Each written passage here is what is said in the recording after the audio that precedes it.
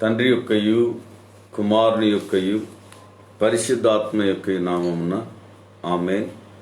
ఈ ప్రాతకాల ఆరాధన ప్రారంభించుచున్నాము.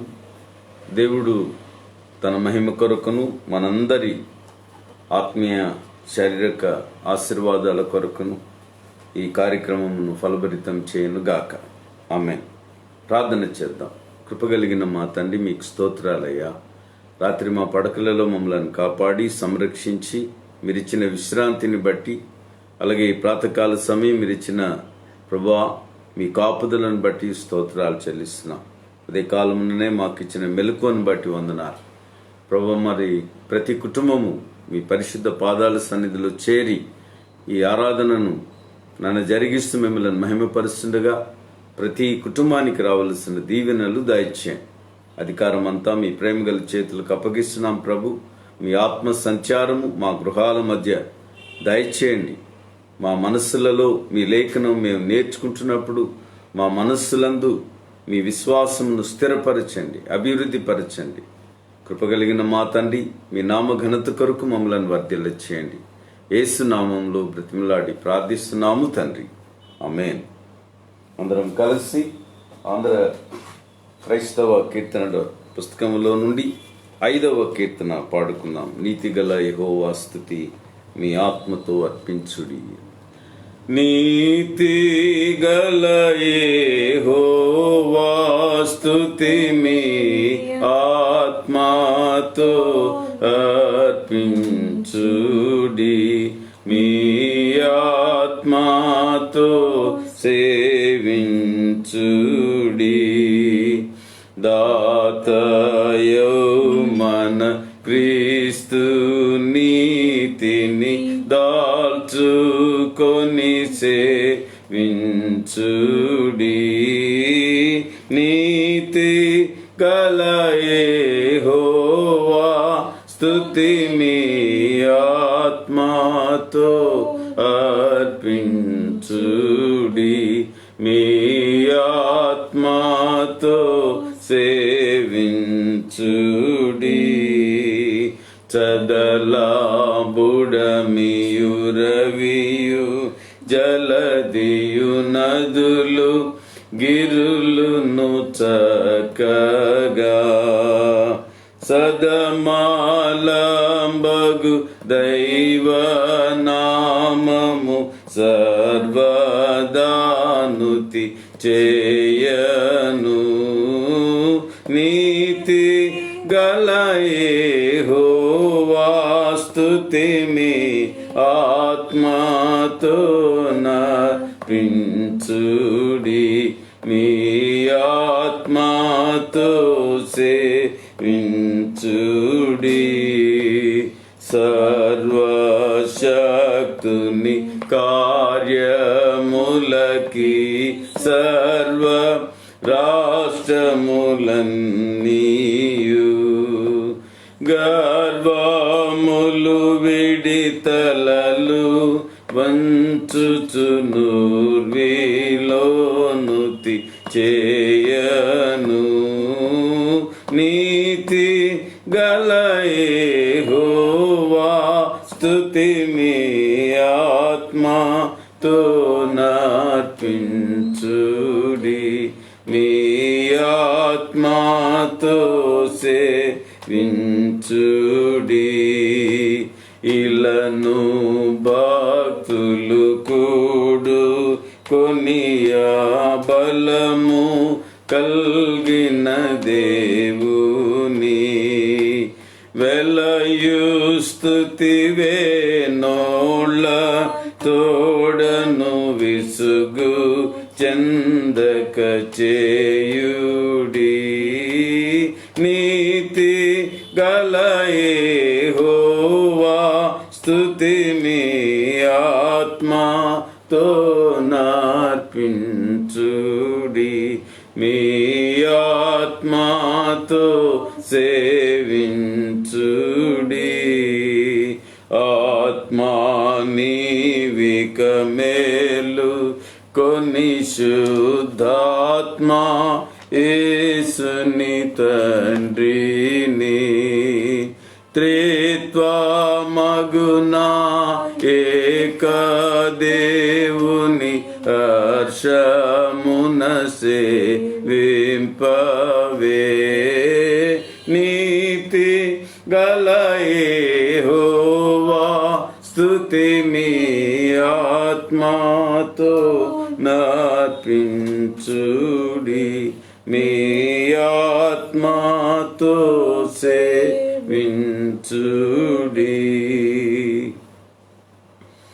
తండ్రి యొక్కయు కుమారుని యొక్కయు పరిశుద్ధాత్మ యొక్క నామమున ఆమేన్. ప్రభువా మమ్మను కనికరింపుము, క్రీస్తు మమ్మను కనికరింపుము, ప్రభువా మమ్మను కనికరింపుము.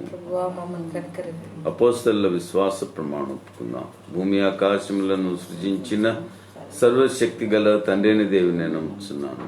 ఆయన ఏక కుమారుడును మన ప్రభువైన యేసుక్రీస్తు నమ్ముచున్నాను. ఈయన పరిశుద్ధాత్మ వలన గర్భమున ధరింపబడి కన్యైన మరియకు పుట్టి పొంతి పిలాతు అధికారం క్రింద శ్రమపడి సిలువ వేయబడి చనిపోయి సమాధి చేయబడిననియు అదృశ్య లోకములోనికి దిగిననియు చనిపోయిన వారిలో నుండి 3వ దినమున లేచి పరలోకమునకెక్కి సర్వశక్తి గల తండ్రిని దేవుని కుడి చేతి వైపున కూర్చుండి ఉన్నాడనియు సజీవులకును మృతులకును తీర్పు చేటుకొనడు వచ్చునని నమ్ముచున్నాను. పరిశుద్ధాత్మ నమ్ముచున్నాను. పరిశుద్ధ క్రైస్తవ సంఘమగు పరిశుద్ధుల సహవాసమును పాపక్షమాపణయు శరీర పునరుద్ధానమును నిత్యజీవమునున్నవని నమ్ముచున్నాను. ప్రియులారా, ఈ సమయం కొరకు లేఖన భాగము నిర్గమాకాండం నుండి 9వ అధ్యాయం 1 నుండి చివరి వరకు చదువుకున్నాం. తరువాత యెహోవా మోషేతో ఇట్లనెను, నీవు ఫరో యొద్దకు వెళ్ళి నన్ను సేవించుటకు నా ప్రజలను పోనిమ్ము. నీవు వారిని పోనీయనొల్లక ఇంకను వారిని నిర్బంధించిన ఎడల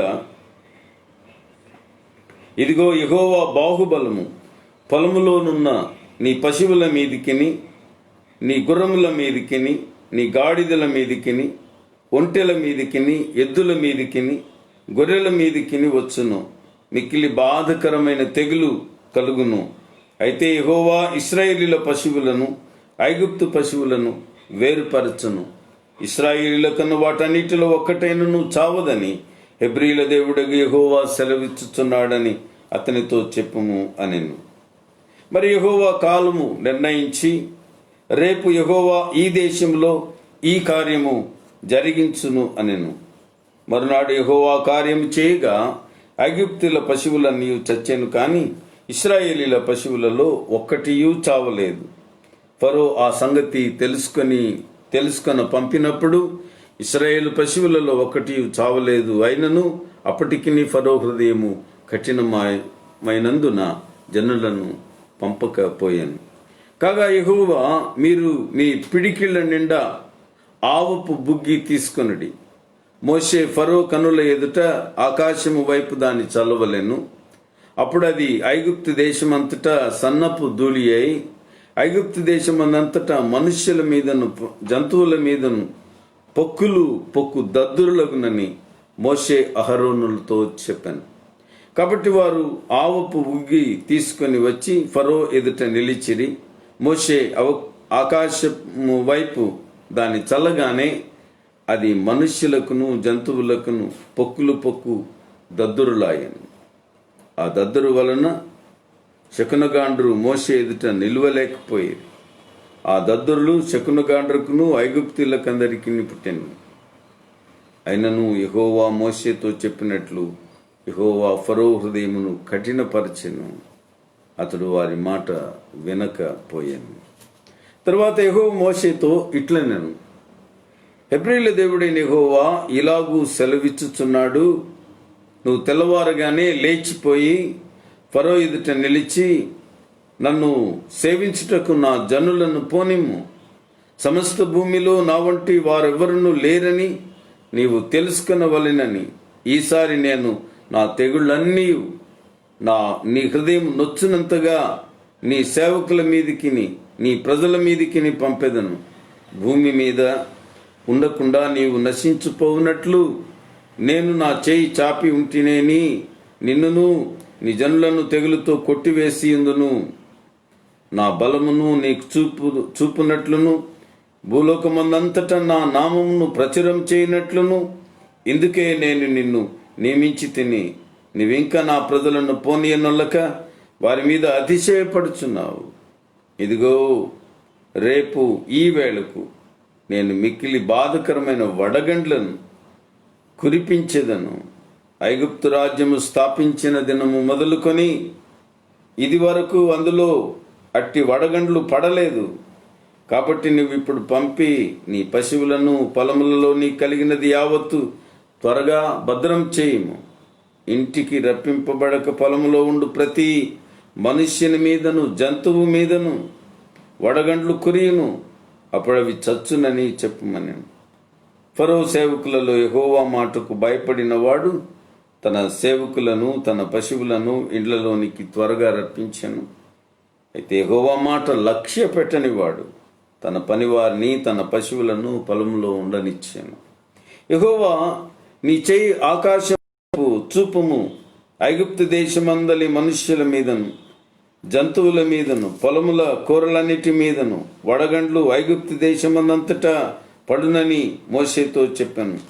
మోషే తన కర్రను ఆకాశం వైపు ఎత్తినప్పుడు యెహోవా ఉరుములను వడగండ్లను కలుగచేయగా పిడుగులు భూమి మీద పడుచుండెను. యెహోవా ఐగుప్తు దేశం మీద వడగండ్లు కురిపించాను. అలాగూ వడగండ్లను వడగండ్లతో కలిసిన పిడుగులను బహు బలమైన వాయను. ఐగుప్తు దేశమందంతటను అది రాజ్యమైనది మొదలుకొని ఎన్నడను అట్టిది కలుగలేదు. ఆ వడగండ్లు ఐగుప్తు దేశమందంతటా మనుష్యులనేమి జంతువులనేమి బయటనున్నది యావత్తును నశింపచేశాను.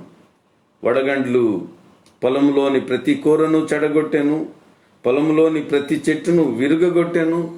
అయితే ఇశ్రాయేలున్న గోషెన్ దేశంలో మాత్రం వడగండ్లు పడలేదు. అది చూడగా ఫరో మోషే అహరోనులను పిలువనంపి, నేను ఈసారి పాపం చేసి ఉన్నాను. యెహోవా న్యాయవంతుడు, నేనును నా జనులను దుర్మార్గులము. ఇంత మటుకు చాలును.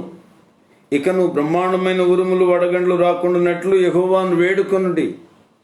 మిమ్మల్ని పోనిచ్చేదను, మిమ్మల్ని ఇకను నిలుపనని వారితో చెప్పగా మోషే అతని చూచి, నేను ఈ పట్టణం నుండి బయలు వెళ్ళగానే నా చేతులు యెహోవా వైపు ఎత్తేదను. ఈ ఉరుములు మానును, ఈ వడగండ్లు ఇక మీదట పడవు.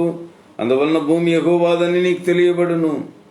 అయినను నీవును నీ సేవకులికను దేవుడైన యెహోవాకు భయపడరని నాకు తెలిసి ఉన్నది అనేను.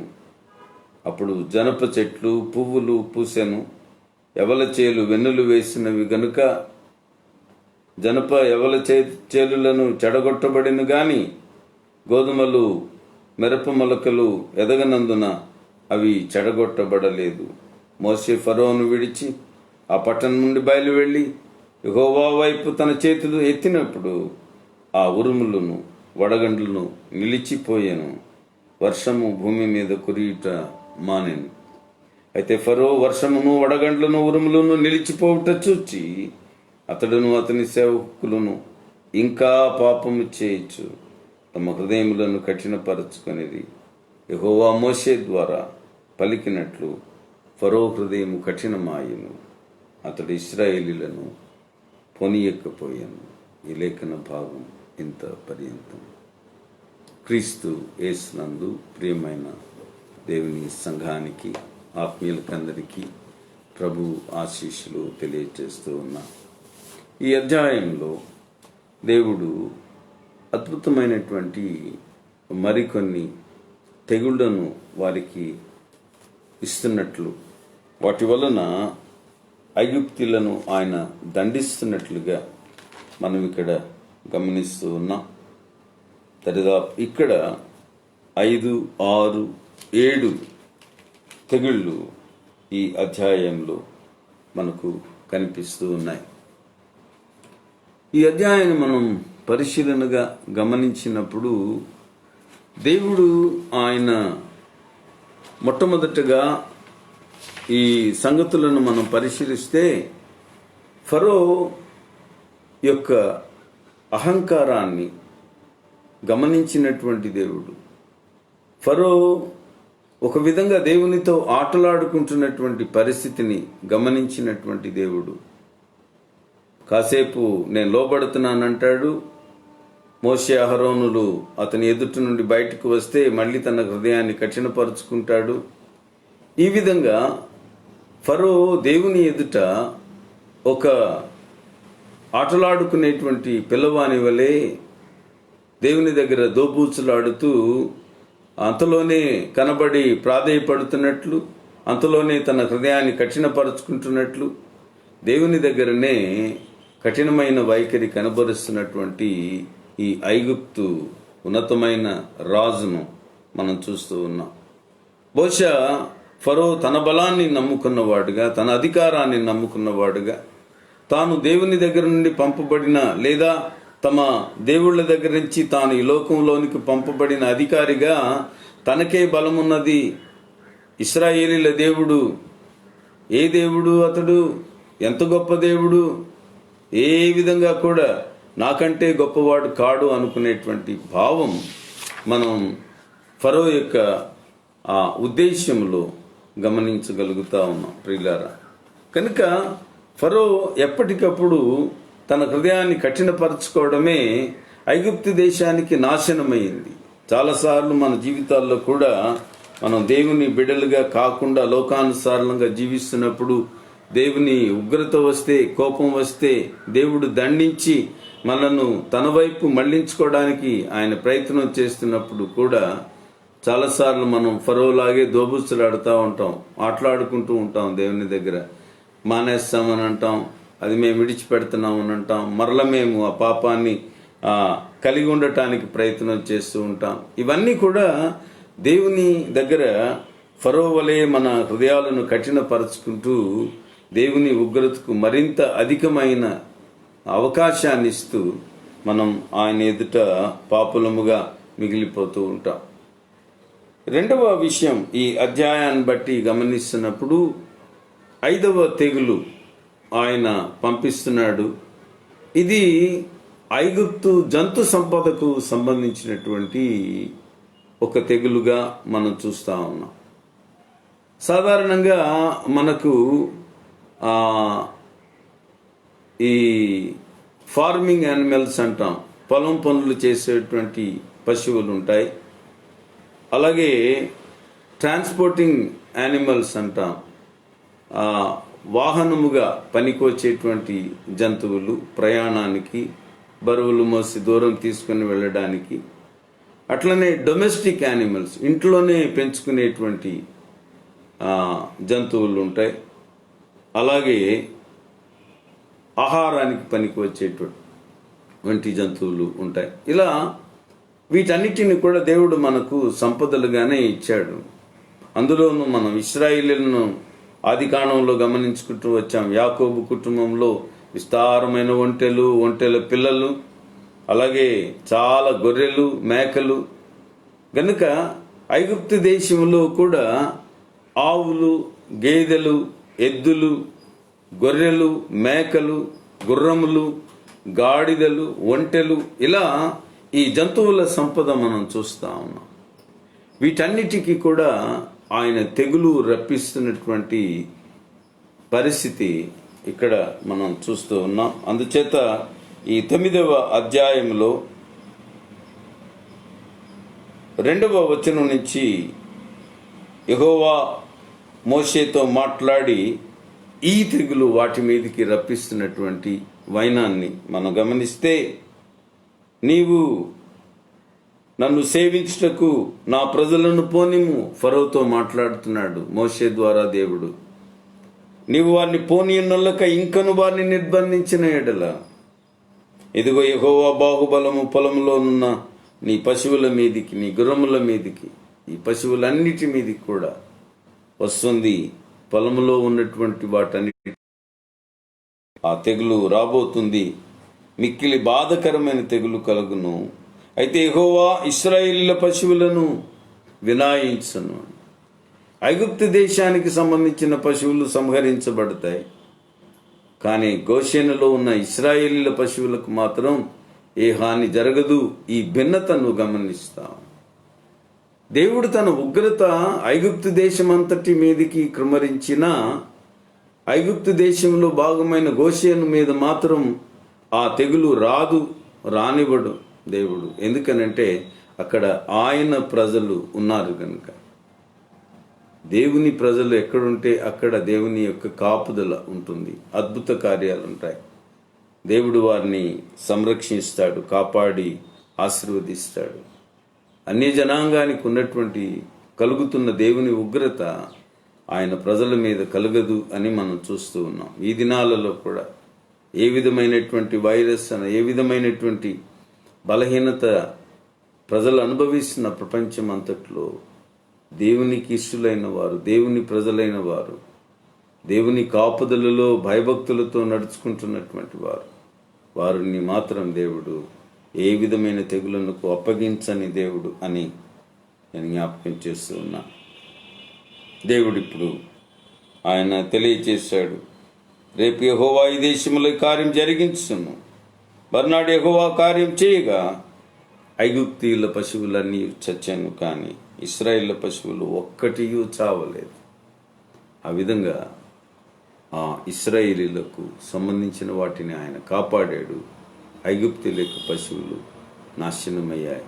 అయినను ఫరో హృదయం కఠినమాయను. చాలాసార్లు ఈ మంచి పదం, ఒక ఫ్రేజ్ మనం చూస్తున్నాం, ఫరో హృదయం కఠినమాయను, ఫరో హృదయం కఠినమాయను. దేవునికి లోబడిన రాజు తన ప్రజలను కాపాడుకుంటాడు. దేవుని మీద తిరుగుబడిన రాజు తన ప్రజలను తనను కూడా పోగొట్టుకుంటాడు. 8వ వచనానికి వస్తే, యెహోవా మీరు మీ పిడికిళ్ళ నిండా ఆవపు బొగ్గి తీసుకున్నది. ఇక్కడ మనం గమనిస్తున్నాం, ఇక ఏ విధమైన హెచ్చరిక ఫరోకు మళ్ళీ చేయలే. ఇంతవరకు జరిగినటువంటి పంపబడిన తెగుళ్ళన్నిటిలో కూడా అది జరగడానికి ముందు ఫరో దగ్గరికి వెళ్ళి చెప్పి, ఈసారి ఇది జరగబోతుంది, ఫలానాది దేవుడు ఇవ్వబోతున్నాడు అని ముందు హెచ్చరిక చేసి వచ్చారు. ఈ 6వ తెగులు దగ్గర మనం చూస్తున్నాం, డైరెక్ట్గా దేవుడు చెప్పాడు. మోషే వాళ్ళు కూడా మళ్ళీ ఫరో దగ్గరికి వెళ్లకుండా ఈ తెగులు విషయంలో మనం చూస్తున్నాం. మీరు పిడికిళ్ళ నుండా ఆవపు బుగ్గి తీసుకొనుడి అని. ఇటుకలు తయారు చేసే బుగ్గి ఉంటుంది కదండి, ఆ ఆవం దగ్గరికి వెళ్ళి ఆ బుగ్గి తీసుకొనండి, దానిని ఫరో కన్నుల ఎదుట ఆకాశము వైపు చల్లండి అన్నాడు. ఫరో ఎదుట ఫరోని పిలిచి అతని ఎదుట ఈ బుగ్గి చల్లండి ఆకాశం వైపు.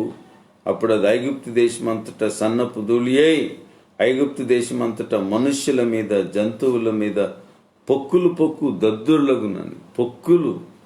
దద్దుర్ల వలె పొక్కులు వారి శరీరాల మీద ఏర్పడ్డాయి. ఇశ్రాయేలీలకు మాత్రం అటు అనారోగ్యం కలగలేదు. శకునగాండ్రు కూడా వారికి దద్దుర్లు కలుగగా మోషే ఎదుట నిలువలేక వారు ఇళ్లకు పారిపోయారని తెలుస్తుంది. ఆయనను యెహోవా మోషేతో చెప్పినట్లు ఫరో హృదయం కఠినమాయను. ఈ 6వ తెగులు, పొక్కులు, దద్దుర్లు ఐగుప్తీయుల యొక్క శరీరాల మీద ఇవ్వబడ్డాయి. ఆ విధంగా దేవుడు ఐగుప్తీయులను దండించినట్లు మనం గమనిస్తాము. 2 ప్రాముఖ్యమైన విషయాలు ఈ తెగుళ్ళ దగ్గర మనం చూడాలి. 7వది కూడా చెప్పుకునే ఆ మాట మీకు తెలియచేస్తాను. తరువాత యెహోవా మోషేతో ఇట్లనెను, 13వ వచనం, హెబ్రీల దేవుడైన యెహోవా, హెబ్రీల దేవుడు అని చెప్తున్నాడు. తాను యెహోవానని చెప్పాడు, సమస్తమునకు ప్రభువును అని. ఇప్పుడు హెబ్రీలు అని చెప్పి మీరు ఎవరినైతే తోలనాడుతూ ఉన్నారో, అసహించుకుంటున్నారో ఆ ప్రజల దేవుణ్ణి నేను గనుక హెబ్రీల దేవుడైన యెహోవా ఇలాగు సెలవిచ్చుతున్నాడని చెప్పు మోషే, నన్ను సేవించుటకు నా జనులను పోనిము, సమస్త భూమిలో నా వంటి వారెవరును లేరని నీవు తెలుసుకొనవలెనని ఈసారి నేను నా తగిళ్ళన్నీయు నీ హృదయం నొచ్చునంతగా నీ సేవకుల మీదికి భూమి మీద నుండకుండా నీవు నశించిపోవునట్లు నేను నా చేయి చాపి ఉంటినేని నిన్నును నీ జనులను తెగులుతో కొట్టివేసి ఉందును. నా బలమును నీకు చూపునట్లు భూలోకమందంతటా నా నామం ప్రచురం చేయనట్లు ఇందుకే నేను నిన్ను నియమించి తిని. దేవుని యొక్క గొప్ప కార్యాలు వివరించటానికి కూడా, దేవుడు వారి జీవితాలలో జరిగిస్తున్న ఈ అద్భుత కార్యాలు ఫరో ఇంటి వారు కూడా ఆయనను గురించి చెప్పాల్సిందే. అలాగే ఐగుప్తీయులు కూడా ఈ విషయాన్ని వెనకాల వస్తున్న వారి తరాల వారికి చెప్పాల్సిందే. ఆ విధమైనటువంటి అద్భుత కార్యాలను మీకు నేను నెరవేరుస్తున్నానని దేవుడు తెలియజేస్తూ ఇక్కడ ఆయన 18వ వచనం, ఇదిగో రేపు ఈ వేళకు నేను మిక్కిలి బాధకరమైన వడగండ్లను కురిపించేదను. ఐగుప్తు రాజ్యం స్థాపించిన దినము మొదలుకొని ఎప్పుడు కూడా ఈ వడగండ్లు పడి ఉండలేదు. కాబట్టి వడగండ్లు కురిసి మీ పశువులు, మీ పనివారు, మీ పంటలు సమస్తాన్ని కూడా నాశనం చేయబోతున్నాయి. కనుక ఈ తెగుళ్ళన్నిటిలో కూడా మనం గమనిస్తున్నది 2 ప్రాముఖ్యమైన విషయాలు. ఒకటి, దేవుడు తన బల సంపన్నతను ఐగుప్తీయులకు తెలియజేస్తున్నాడు. రెండవది, దేవుడు ఐగుప్తీయుల యొక్క ఆర్థిక విధానాన్ని ఆయన పాడు చేస్తున్నాడు. యోసేపు ద్వారా దేవుడు ఐగుప్తు దేశం యొక్క ఆర్థిక విధానాన్ని ఆయన కాపాడాడు. ఒక దశాబ్ద కాలము వరకు కూడా ఆయన ఆ విధంగా తరతరాలు ఒక గొప్ప ఏర్పాటు, గొప్ప జాగ్రత్త కలిగి ఎలాంటి కరువు వచ్చినా సరే దేశము ఆ కరువులో నశించకుండా కాపాడబడటానికి యోసేపు ద్వారా ఒక గొప్ప ఆలోచన చెప్పి ఆయన ఆ గిడ్డంగులను, ఆ ధాన్యము దాచిపెట్టేటువంటి వాటిని నిర్మించాడని మనం చూస్తాం. ఒక గొప్ప పథకం, తరతరాల ఆశీర్వాదం ఐగుప్తులు అనుభవించడానికి తన కుమారుడైన, తన సేవకుడైన యోసేపు ద్వారా గొప్ప కార్యం నెరవేర్చాడు. కనుక ఏదైనా సరే దేవుని యొక్క కృప మీదనే మానవుల యొక్క బ్రతుకులు ఆధారపడి ఉన్నాయి.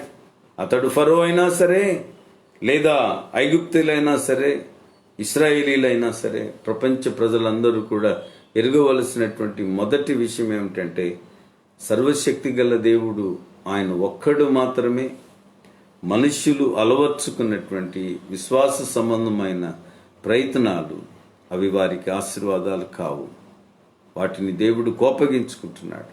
నిజమైన దేవునిని మాత్రమే ఎరిగి ఆయన నామమును మాత్రమే మనుషులు ఘనపరచాలి, ఆరాధించాలి, మహిమపరచాలన్నది దేవుని సంకల్పం.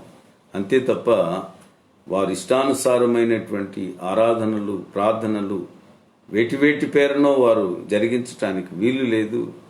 దేవుడు ఒక్కడు మాత్రమే, ఆయన సర్వశక్తిమంతుడు. అందుచేత వారికి సంబంధించిన విశ్వాస సంబంధమైన అభిప్రాయాలన్నిటి మీద, ఆచారాలన్నిటి మీద, విగ్రహాలన్నిటి మీద ఆయన వాటిని నాశనం చేస్తున్నవాడుగా, వేటినైతే వారు దేవుళ్ళని అనుకున్నారో, నీరా, కప్పలా, లేక గాలియా, ధూళియా, భూమియా, ఏదైనా సరే వాటన్నిటినీ తాను కలుగ చేసిన వాడుగా, తాను అధికారిగా, ఆయన మనుష్యులకు వాటి వలన క్షేమం ఇవ్వడానికి ఆయన ఇష్టపడుతున్నాడు. కానీ వారు తలస్తున్నట్లు ఆయన శక్తి వాటిలో ఉంచబడి వారికి ఆశీర్వాదాలు కలుగ చేయాలని ఆయన ప్రయత్నిస్తున్నాడు తప్ప అవి ఏ శక్తివంతమైనవి కావు అని చెప్పడానికి దేవుడు ప్రయత్నం చేస్తున్నటువంటి, లేదా వారి విశ్వాస సంబంధమైనటువంటి ఆలోచనలు, ఆచారాలను ఆయన దుయ్యపడుతున్నటువంటి రీతిగా ఈ తెగుళ్ళు ఉన్నాయి. రెండవది మనం చూస్తాం, వారి ఆర్థిక పరిస్థితి, వారి సమృద్ధతను ఆయన భంగపరుస్తున్న తీరులో ఈ తెగుళ్ళన్నీ కూడా ఉన్నాయి అని చెప్పి మనం గమనిస్తూ ఉన్నాం. క్రీస్తు యేసునందు ప్రియమైన దేవుని బిడ్డలారా, ఈ లేఖనాన్ని బట్టి మనం ప్రాముఖ్యమైన ఒక సత్యాన్ని గమనిస్తున్నాం. ఏంటి అనంటే, దేవునికి మాత్రమే మనం పూజలు చేయాలి, ఆరాధించాలి. మన ఆరాధనలన్నీ కూడా ఆయన కొరకే, మన ప్రార్థనలన్నీ ఆయన నామముననే మనం నెరవేర్చినప్పుడు అవి మనకు ఆశీర్వాదాలని మనవి చేస్తున్నాం. మనం వాటిని ఆ విధానాన్ని మనం నిర్లక్ష్యం చేసినప్పుడు దేవుడు కఠినమైనటువంటి శిక్ష మన మీదకు పంపిస్తాడు. ప్రియులారా, మనవి చేస్తూ ఉన్నాను, ఇక్కడ ఈ 7వ తెగులు వలన ఆ పంటలన్నీ కూడా నాశనం చేయబడ్డాయి. ఇంకా కొంత ఆయన సడలింపు ఇచ్చినట్లు చూస్తాం. 32వ వచనంలో, గోధుమలు మిరప మొలకలు ఎదగనందున అవి చెడగొట్టబడలేదు. మిగిలినవన్నీ వాళ్ళు బార్లియా ఇంకా ఇతరమైన పంటలన్నీ కూడా నాశనం చేయబడ్డాయి. కానీ గోధుమలు మిరపలు అవి కాపాడబడ్డాయి, మొలకెత్తలేదు. ఇంకా అందువలన వడగండ్ల దెబ్బకు అవి లోన్ కాకుండా వారికి కొంతవరకు ఉపశమనం ఇచ్చినట్లు మనం గమనిస్తాం. దేనికైనా సరే సంపూర్ణమైనటువంటి నాశనం చేయాలన్నా, కనికరపడి ఆయన కొద్ది వెసులుబాటు వారికి ఇవ్వాలన్నా, సమస్తము కూడా అధికారం అంతా దేవుని దేవుడు ఆ విధంగా తన కృపను బట్టి కాపాడుతాడు. వారు దండించబడుట వారు నాశనం అవ్వాలని కాదు, కానీ వారు తమ దేవుడైన యెహోవాను ఎరిగి ఆయన చిత్తానుకూలంగా నడుచుకొనుట మాత్రమే దేవుడు కోరుకునేవాడుగా ఉన్నాడని మనం చేస్తున్నాం. 35వ వచనానికి వద్దాం. యెహోవా మోషే ద్వారా పలికినట్లు ఫరో హృదయం కఠినమాయ. తెగుళ్ళు వస్తున్నాయి. మరలా ఫరో దేవుని వైపు తిరిగి బ్రతిమలాడుతున్నాడు మోషే ద్వారా. దేవుడు వాటిని తొలగిస్తున్నాడు. ఆ ఆపద తొలగిపోగానే ఫరో తన హృదయాన్ని కఠినపరుచుకుంటున్నాడు. పిల్లరా, మన జీవితాల్లో కూడా ఇది చాలాసార్లు వాస్తవం. మనం దేవుని నమ్ముకొని యథార్థమైన భయభక్తులతో ఆయనను మహిమపరిచేటువంటి ప్రజలుగా స్థిరపడాలని దేవుని ఉద్దేశం. ఆయనను తప్ప వేరొక ఏ దేవుని మనుష్యులు ఆరాధించకూడదు అని ఆయన గట్టి పట్టుదల. అలాంటి దేవుడి దగ్గర మనం కొన్నిసార్లు మనం కూడా ఫరోలాగే హృదయాన్ని కఠినపరుచుకుంటూ దేవుని దగ్గర చెప్పినవి నెరవేర్చము, కఠినపరుచుకొని దైవ వ్యతిరేక కార్యాలు చేస్తున్నామేమో మనం పరిశీలించుకోవాలని ఈ అధ్యాయాన్ని బట్టి కూడా మీకు మనవి చేస్తూ, దేవుని ఎడల స్థిరమైన భక్తి కలిగిన కుటుంబం, దేవునికి లోబడి ఆయన యందు భయముతో నడుచుకునే కుటుంబం, అది ఎన్నటెన్నటికీ కాపాడబడుతుంది. వాళ్ళు అన్యులైనా లేదా ఇశ్రాయేలీలైనా, దేవుని ప్రజలైన వారైనా, దేవుని ప్రజలుగా ఉండకుండా కఠినమైనటువంటి ఒకవేళ విశ్వాస సంబంధమైన మార్గంలో ఎంత గొప్ప విగ్రహారాధికులుగా ఉన్నవారైనా, తన యందు భయభక్తులు ఎవరైతే ఏర్పరచుకుంటారో వారి జీవితాలలో ఆశీర్వాదం ఇచ్చి నడిపించే దేవుడు. మన జీవితాల్లో కూడా దేవుని యందు స్థిరమైన భక్తి కలిగి ఆయన సేవించినట్లు పరిశుద్ధాత్ముడు మనలను ఆశీర్వదించునుగా. ప్రార్థన చేద్దాం. కృపగలిగిన మా తండ్రి, బ్రతకాల సమయం మీరు ఇచ్చిన ఆరాధన కొరకు వందనాలు. మా జీవితాల్లో నీవు మాత్రమే దేవుడవయ్యా, అద్వితీయ దేవుడవు నీవు. మేము వేరొకరిని చూడవలసిన అవసరత లేదు. ఇది దైవము అని వేరొకరిని మేము ఆరాధించటానికి పని లేదు ప్రభు. మనుష్యులను ఆరాధించుట కానీ, ఈ లోకంలో మాకు మేలు చేసే వాటిని పూజించటం కానీ, పైన ఆకాశంలో క్రింద భూమి మీద భూమి క్రింద నీళ్లలో ఉండే ఏ రూపాన్ని కూడా మేము ఆరాధించుట కానీ నువ్వు సహించవు నాయన. అలా చేసేవారిని కఠినంగా కోపపడేటువంటి దేవుడు. ఐగుప్తు దేశస్థులు నాయనా ఇన్ని వందల సంవత్సరాలుగా వారి దేశంలో ఇశ్రాయేలీలున్నా, ఇశ్రాయేలీల సాంప్రదాయాలున్నా, భక్తిగల మార్గమున్నా, ఆయన భయభక్తులు కలిగినటువంటి ప్రజలుగా వారు నడుచుకుంటున్నా ప్రభు. ఒక బానిస తెగ ఇది. వారు కొలుచుకునే దేవుడు గొప్పవాడు ఎందుకయ్యాడు? మేము నమ్ముకున్న దేవుడే, మా ఐగుప్తు దేవుడే మా దేవుడు శక్తి గలవాడని వారు మీ నామమును గణహీనపరిచారు ప్రభు. అందుకొరకు ఈ తెగుళ్ళన్నిటి ద్వారా వారితో అందును బట్టి స్తోత్ర. దయగలిగిన మా తండ్రి, మా నమ్మికను స్థిరపరచు. అనేక మంది కష్టాలు కలిగినప్పుడు, నష్టాలు వచ్చినప్పుడు అన్య మార్గాల వైపు వెళ్ళి, అన్య విశ్వాసాల వైపు వెళ్ళి తాము తమ దేవుడైన యెహోవాను దూరపరుచుకుంటున్న వారులుగా అట్టి వారిని మీ ప్రేమగల చేతులకు అప్పగిస్తున్నాం. వారికి బోధించి సత్య మార్గంలో మీ బిడ్డలను నడిపించమని అడుగుతున్నాం నాయన. ఇది దేవునితో మమ్మల్ని దర్శించండి. రోజు మా మాటలు, తలంపులు, క్రియలు మీ ఘనత కొరకు వాడుకోనండి. ఎవరెవరి జన్మదినాలు ఆచరించుకుంటున్నారో అటు బిడ్డలను దీవించండి అయ్యా. నూతన సంవత్సరం వారికి ప్రోత్సాహకరంగా, జయకరంగా, ఆనందదాయకమైన సంవత్సరంగా, మీ యందు బలపరచబడే సంవత్సరంగా ఇవ్వండి. రానున్న అనేక సంవత్సరాల్లో మీ మెండైన దీవెన దయచేయండి ప్రభు. అలాగే తండ్రి, దాంపత్య జీవితంలో నూతన సంవత్సరంలో ప్రవేశించిన దంపతులను కటాక్షించి భార్యాభర్తలను, పిల్లలను ఆశీర్వదించి వర్ధిల్లచేయండి. ఈ సంవత్సరం క్షేమదాయకమైన గృహముగా వారి గృహాన్ని దీవించండి. అన్ని విషయాల్లో కూడా వారు అభివృద్ధి పొందొచ్చు, మిమ్మల్ని గణపరిచేటువంటి సంవత్సరంగా ఇవ్వండి. మీకు లోబడి ప్రతి తండ్రి, ప్రతి తల్లి, ప్రతి బిడ్డ మీ యందు భయభక్తులు కలిగి వర్ధిల్లచేయమని అడుగుతున్నాం. ఆయన కృప కలిగిన తండ్రి, మా ప్రార్థనలు కోరిన వారందరినీ కూడా ఈ సమయం జ్ఞాపకం చేసుకుంటున్నాం. అనేక మంది యవ్వన బిడ్డలు ఆయన మరి వివాహం కొరకు ఎదిగి ఉన్నారు. వారిని కటాక్షించి మంచి సంబంధాలు వారికి దయచేయండి. మా కుమారులు, కుమార్తెలు వారి ప్రయత్నాలలో సరైన త్రోవలో వారిని నడిపించి చక్కని గృహస్థ మార్గంలో వారిని స్థిరపరచండి. అలాగే నాయన, దాంపత్య జీవితంలో భర్తను పోగొట్టుకుని భార్యలను పోగొట్టుకున్న భర్తలు నాయన, వారు మరు వివాహం కొరకు వారు చేస్తున్న ప్రయత్నాల విషయంలో కూడా మీ సన్నిధానంలో ప్రార్థిస్తున్నాం. మంచి సంబంధాలను దయచేయండి. మీ కృప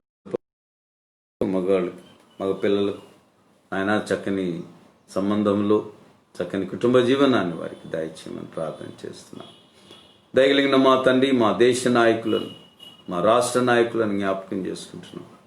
వారికి కావలసిన శారీరక, మానసిక ఆరోగ్య బలములు ఇవ్వండి ప్రభు. వారి పరిపాలనలో కావలసిన తెలివిని, వివేకాన్ని, సమయస్ఫూర్తిని ఇవ్వండి ప్రభు నాయన. అలాగే వారు నెరవేర్చుతున్నప్పుడు కావలసిన సానుకూలత ఇవ్వండి ప్రభావ. వారిని జ్ఞాన వివేకములు గల ఆత్మతో దర్శించి ఆశీర్వదించి చక్కని పరిపాలకులుగా వారిని వాడుకున్నామని, దేశము వారి నాయకత్వంలో దేశాలు, రాష్ట్రాలు ఆయన ఉన్నతమైనటువంటి దీవెనలు పొందుకునేలాగా క్షేమమిచ్చి ఆశీర్వదించమని అడుగుతున్నాం. కరోనా వైరస్ను గద్దించి దూరపరచండి అయ్యా. ఆయన భయము, ఆందోళన ప్రజల్లో నుంచి దూరపరచండి. ఏ ఆపదలు వారికి కలగకుండా కాపాడండి. నాయన, మార్కెట్ ప్లేసెస్లో, షాప్స్లో బిడ్డలు యథావిధిగా నాయన వారు తిరుగులాడుచు ఒకరితో ఒకరు కలిసి ఆ డిస్టెన్సింగ్ నాయన వారు అవలంబించటలేదు ప్రభు. ఆయనను మీ కాపుదల కొరకు అడుగుచున్నాం. అటు దుస్థితి, అటు బలహీనత వారిని తాకనీయకుండా మీ కాపుదల మాకందరికీ అనుగ్రహించండి. మేము బయటకు వెళ్ళినప్పుడు, లోపలికి వచ్చినప్పుడు మీ కాపుదల్లో మమ్మల్ని భద్రపరిచి ఆస్వాదించండి. ఇతని దేవునితో మమ్మల్ని నింపి పంపించున్నాం. ఈ రోజంతట్లో మీ ఘనతార్థమై మమ్మల్ని ఆస్వాదించి నడిపించున్నాం. అధికారం అంతా మీ ప్రేమగల చేతులకు అప్పగించుకుంటున్నాం. ఆయన ప్రత్యేకంగా ఆరాధనలో పాల్గొనొచ్చు మిమ్మల్ని మహిమపరుస్తున్న మీ బిడ్డలు ఒక్కొక్కరిని కూడా పేరు పేరుని దీవించి, వారి వృత్తిని దీవించండి, వారి ఉద్యోగ బాధ్యతలు దీవించండి, ఫలింపు అనుగ్రహించండి. యేసు నామములో అడుగుచున్నాము తండ్రి, ఆమేన్. పరలోకమందున మా తండ్రి, నీ నామం పరిశుద్ధపరచబడుగాక, నీ రాజ్యం వచ్చుగాక, నీ చిత్తం పరలోకమందు నెరవేర్చున్నట్లు భూమి యందు నెరవేరును గాక. మా అనుదిన ఆహారం వేడి మాకు దయచేయము. ఎడల అపరాధం చేసిన వారిని క్షమించిన ప్రకారం మా అపరాధములు క్షమించుము. శోధనలోనికి తేకాదృష్టిని మమ్మల్ని తప్పించుము. రాజ్యం, శక్తి, మహిమ నిరంతరం నీవై ఉన్నది. మన తండ్రి అయిన దేవుని ప్రేమ, ప్రభువైన యేసుక్రీస్తు కృప, పరిశుద్ధాత్మ దేవుని అన్యోన్య సహవాసం సదా మీకు తోడుగా నుండి ఆశీర్వదించి వర్ధిల్ల చేయను గాక. ఆమేన్.